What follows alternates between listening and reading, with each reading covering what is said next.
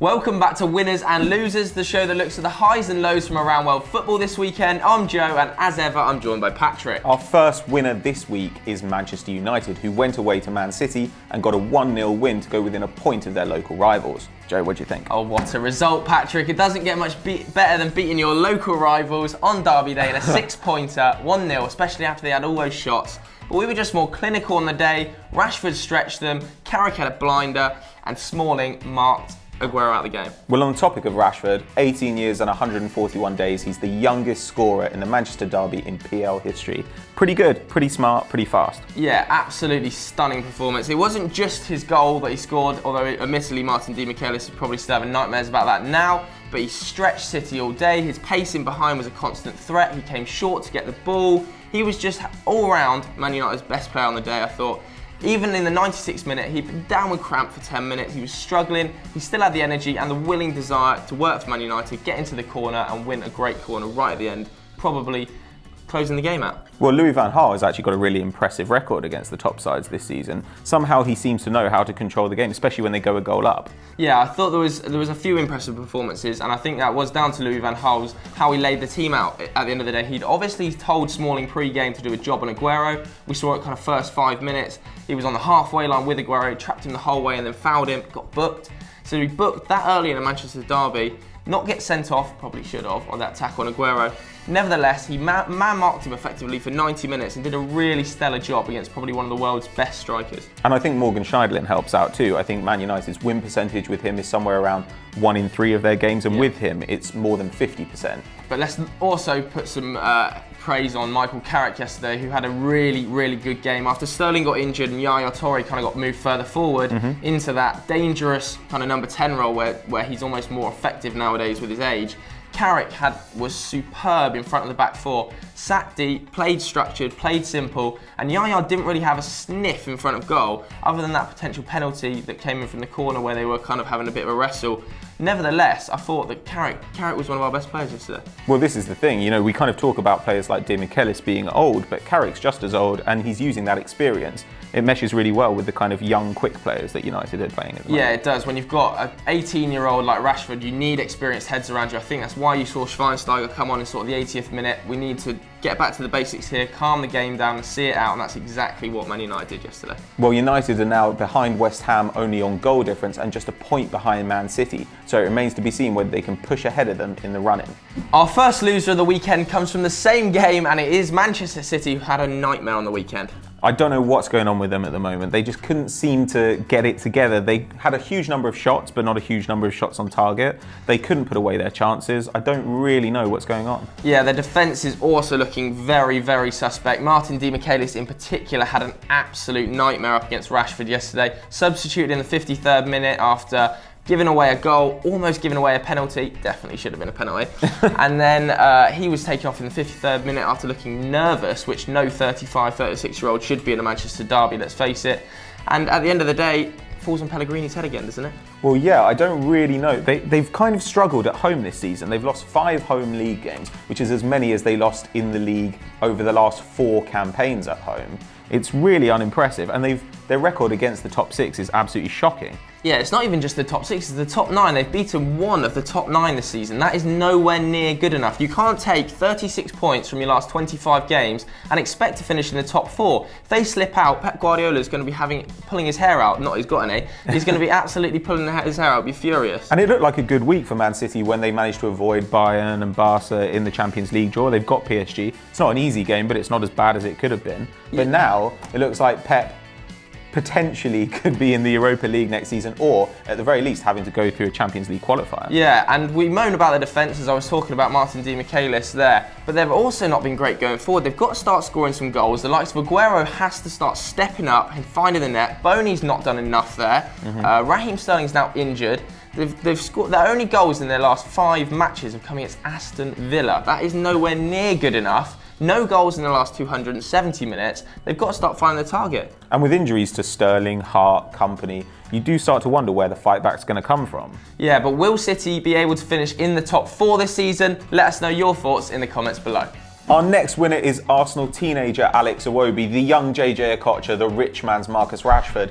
He got his first PL start and his first PL goal for Arsenal this week as they won 2-0 at Everton. Joe? Yeah, what a week he's had. I mean, he gets his first start at the new camp, performs really, really well actually in big pressure situation, goes to Goodison Park, it's a hard place to go anyway, and he gets his goal, gets his first start, links up lovely with Danny Welbeck. Wenger will be absolutely delighted. Well, even without the goal, I thought his performance was really impressive. You know, he's a real all-round player. We've seen him play at central midfield for the youth team, or I've seen him play at central midfield for the youth team. And in this match, he made 4 tackles. That's the same number as Coquelin. He had 3 shots, and 2 of Arsenal's 3 shots on target came from Alex Iwobi. Yeah, he looks like such a well-rounded player, doesn't he? I know he can stretch players in behind, but he can also come short, which is quite rare for a youngster, something Marcus Rashford does well as well. But nevertheless, he looks strong, and Wenger will be delighted that he's not going to have to go out in the summer if he's still there and spend 60 million on a winger. Yeah, let's hope it right though. Everton really, really poor again. Martinez letting himself down. He's got a really strong squad there. He's got one of the most informed strikers in Europe, and he's 12th in the league. That's unacceptable form. Everton have conceded more goals at home than Aston Villa. In fact, they've conceded the 3rd most in Europe. That is nowhere near good enough for a team like Everton. David Moyes had that team finishing consistently in 6th to 8th position. They're now in 12th. Roberto Martinez, you've got to go. And they had the choice, they had the opportunity to get closer as well. Like Deulofeu came on so late, despite the fact that actually I thought Everton were getting quite a lot of joy down the right. Monreal didn't have a great deal of cover. Yeah, everything seems to be going wrong for Everton. Tim Howard's off to Colorado Rapids. He's not been great this season, but it's a big leader on the pitch to lose. He's probably one of the most influential players in that Everton dressing room. Gareth Barry's ageing, Jag Yelka's ageing. Roberto Martinez, is your time up? What do you guys think at home though? Should he stay or should he go? Let us know in the comments below.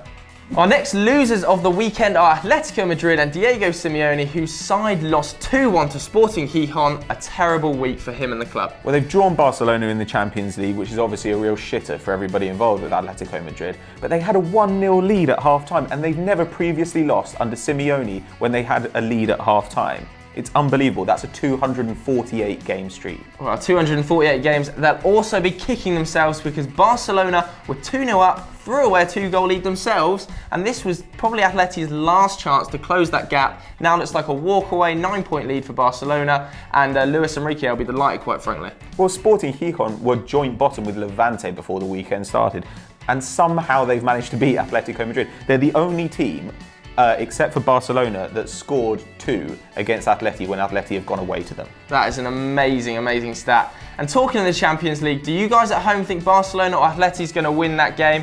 Who do you think? Let us know in the comments below.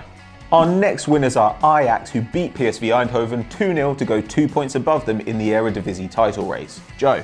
Yeah, a great day for De Boer, who completes a quite incredible turnaround this season. He's won 9 of his last 12 to take him above PSV, and in no small part has been down to Milic up front, who scored his 18th of the season on the weekend, and that's 7 in his last 5.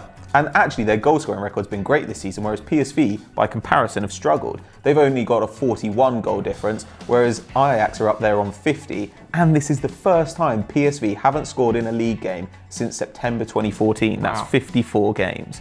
So, are Ajax going to do it? Are PSV? There are only 6 games left of the season. Let us know who you think is going to win in the comments below. Our final losers of the weekend are Liverpool, who threw away a 2-goal lead at the hands of Southampton, Pat. Well, it seemed like they were cruising, and then Koeman brought on Mane and Wanyama at half-time, and they changed the game. Liverpool had never previously lost when they had a 2-0 lead in the league since Blackburn in 1964. Well, that's a bad statistic, but let's have it right that Liverpool have thrown away a lot of winning positions this season. In fact, they've thrown away 15 points from winning positions. That's an appalling stat, and even worse, 11 of those points have come under Klopp. And I think that sums up the fact that he potentially hasn't got the squad to put in place the pressing system he wants to right now. Well, we saw that Mauricio Pochettino struggled last season to get Spurs going with his pressing system. This season, a couple of signings and a little bit more time to learn, and they're doing really well. So it's possible that Klopp will take off as well. Yeah, we talk about signings, but also one player that Liverpool fans are definitely going to want sold. I saw it all over Twitter on the weekend, is Martin Skrtel. He had another nightmare. He's been poor all season, and it was summed up by the fact that they conceded more goals in the 40 minutes he was on the pitch on the weekend than they had in the previous 795 minutes without him. That's so bad. But on the plus side, we can say something nice about Simon Mignolet, which is, it's not often you can say that. He saved his 4th penalty for the club. Only David James has saved more for Liverpool with 5. Yeah, he'll be there for another 5 more years, so Liverpool fans have something to cheer about at least. But anyway, where will Liverpool finish in the league this season under Klopp? Let us know your thoughts in the comments below. A final couple of shout-outs in the winners category. We had to give a mention to Juve legend Gianluigi Buffon, who set a new record for consecutive minutes without conceding in Serie A at 974 before Andrea Belotti netted a penalty in Juve's 4-1 win over local rivals Torino. Yeah, I also want to get Harry Kane in there, who's the first player since Ruud van Nistelrooy to score 20 plus goals in his first 2 Premier League seasons. So those are our winners and losers from this week, but who should we have included? Who did we miss out? Let us know in the comments below. Talking of amazing youngsters like Harry Kane, go over to EuroFootball Daily where we've done the top 5 best under-21 central defenders in Europe. There's not going to be a winners and losers next week because of the international break, boo, but we will see you next time.